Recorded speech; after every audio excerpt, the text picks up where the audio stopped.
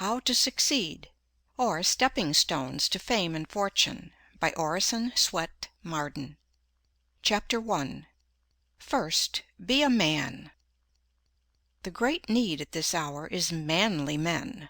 We want no goody-goody piety, we have too much of it.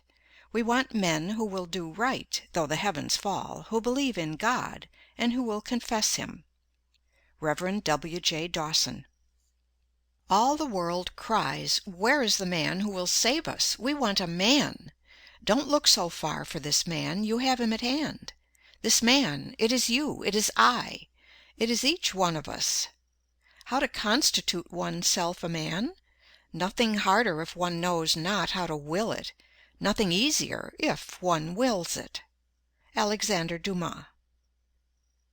"I thank God I am a Baptist," said a little short doctor of divinity, as he mounted a step at a convention. "Louder, louder!" shouted a man in the audience. "We can't hear." "Get up higher," said another. "I can't," replied the doctor. "To be a Baptist is as high as one can get." But there is something higher than being a Baptist, and that is being a man.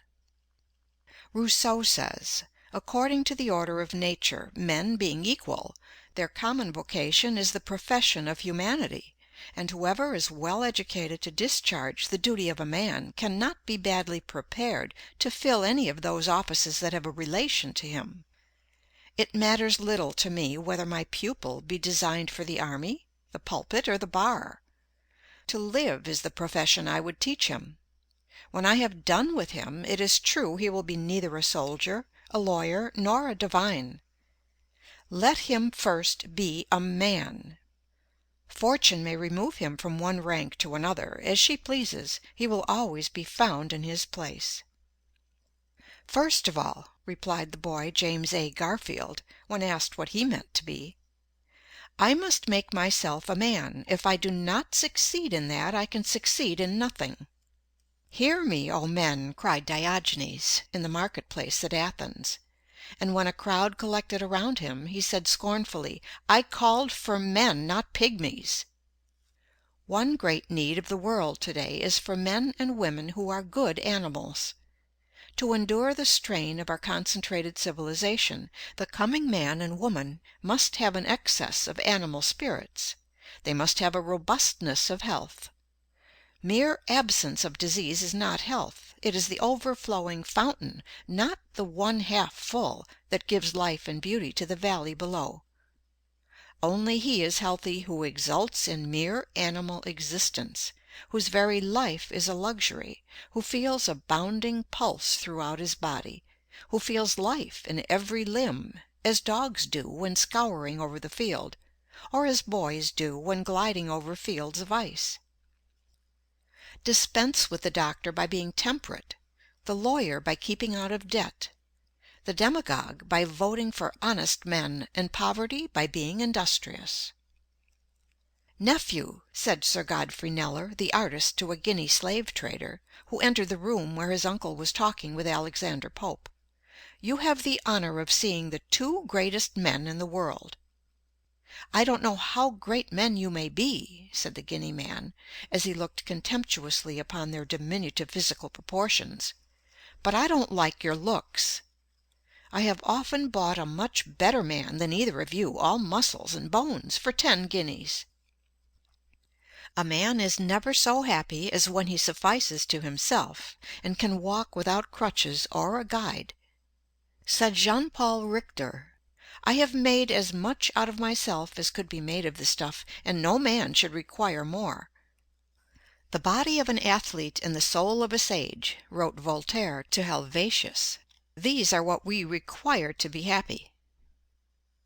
Although millions are out of employment in the United States, how difficult it is to find a thorough, reliable, self-dependent, industrious man or woman, young or old, for any position, whether as a domestic servant, an office boy, a teacher, a brakeman, a conductor, an engineer, a clerk, a bookkeeper, or whatever we may want. It is almost impossible to find a really competent person in any department, and oftentimes we have to make many trials before we can get a position fairly well filled. It is a superficial age. Very few prepare for their work. Of thousands of young women trying to get a living at typewriting, many are so ignorant, so deficient in the common rudiments even, that they spell badly, use bad grammar, and know scarcely anything of punctuation. In fact, they murder the English language. They can copy, parrot-like, and that is about all. The same superficiality is found in nearly all kinds of business. It is next to impossible to get a first-class mechanic. He has not learned his trade. He has picked it up, and botches everything he touches, spoiling good material and wasting valuable time. In the professions, it is true, we find greater skill and faithfulness, but usually they have been developed at the expense of mental and moral breadth. The merely professional man is narrow. Worse than that, he is in a sense an artificial man, a creature of technicalities and specialties, removed alike from the broad truth of nature and from the healthy influence of human converse. In society, the most accomplished man of mere professional skill is often a nullity. He has sunk his personality in his dexterity. "The aim of every man," said Humboldt, "should be to secure the highest and most harmonious development of his powers to a complete and consistent whole." Some men impress us as immense possibilities.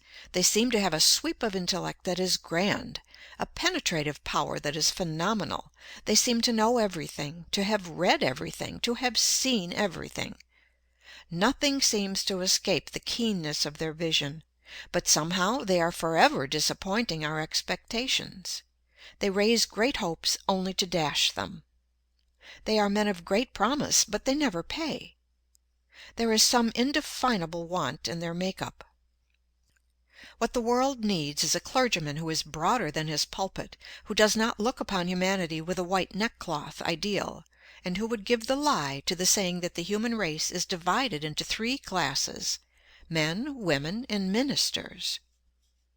Wanted, a clergyman who does not look upon his congregation from the standpoint of old theological books and dusty cobweb creeds, but who sees the merchant as in his store, the clerk as making sales, the lawyer pleading before the jury, the physician standing over the sick bed. In other words, who looks upon the great, throbbing, stirring, pulsing, competing, scheming, ambitious, impulsive, tempted mass of humanity as one of their number, who can live with them, see with their eyes, hear with their ears, and experience their sensations. The world has a standing advertisement over the door of every profession, every occupation, every calling: "Wanted, a man." Wanted, a lawyer who has not become the victim of his specialty, a mere walking bundle of precedents. Wanted, a shopkeeper who does not discuss markets wherever he goes. A man should be so much larger than his calling, so broad and symmetrical in his culture, that he would not talk shop in society, that no one would suspect how he gets his living. Nothing is more apparent in this age of specialties than the dwarfing, crippling, mutilating influence of occupations or professions. Specialties facilitate commerce and promote efficiency in the professions, but are often narrowing to individuals. The spirit of the age tends to doom the lawyer to a narrow life of practice, the businessman to a mere money-making career. Think of a man, the grandest of God's creations, spending his lifetime standing beside a machine for making screws. There is nothing to call out his individuality, his ingenuity, his powers of balancing, judging, deciding. He stands there year after year until he seems but a piece of mechanism. His powers, from lack of use, dwindle to mediocrity, to inferiority, until finally he becomes a mere part of the machine he tends. Wanted, a man who will not lose his individuality in a crowd, a man who has the courage of his convictions, who is not afraid to say "no," though all the world say "yes." Wanted, a man who, though he is dominated by a mighty purpose, will not permit one great faculty to dwarf, cripple, warp, or mutilate his manhood, who will not allow the overdevelopment of one faculty to stunt or paralyze his other faculties. Wanted, a man who is larger than his calling, who considers it a low estimate of his occupation to value it merely as a means of getting a living.